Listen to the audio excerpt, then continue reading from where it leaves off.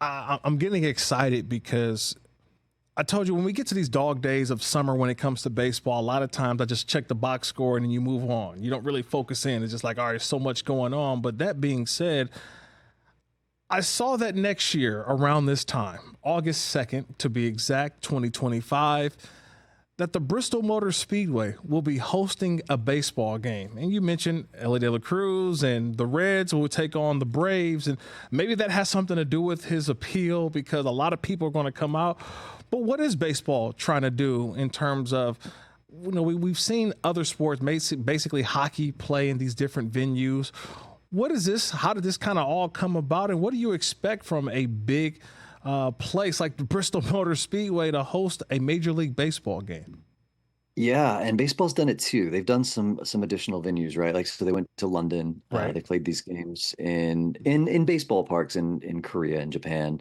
They played in Rickwood Field last year. They've done the Field of Dreams game. Field So of Dreams, yeah. they're not new to trying some things. This is definitely going to be different, though. It's very likely that they'll break a record for the largest regular season attendance at a game.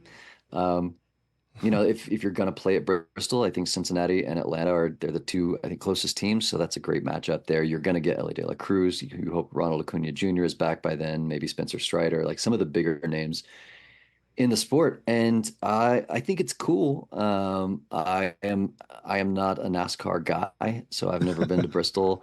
Right. I couldn't tell you anything about the atmosphere there.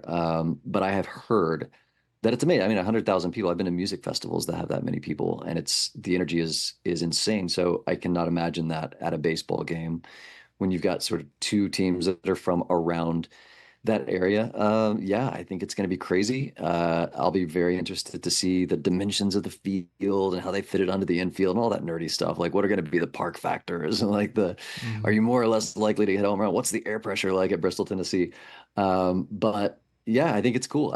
I think they should continue to do this. I would love to see baseball on every continent, with the exception of Antarctica. I think that would be maybe a little bit tricky, but yeah, they expand the game, go places you haven't gone before.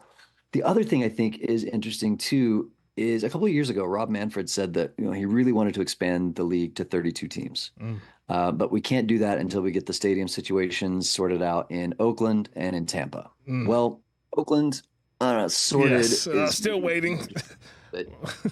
But it's something happened there. Is it Sacramento? Is it Las Vegas? I mean, we don't know. I mean, You're talking to a guy who grew up in Oakland, California. I don't know. What are we doing? Are they the Sacramento A's? They're going to be the Oakland A's next year. The Las Vegas A's. They haven't broke ground in Las Vegas.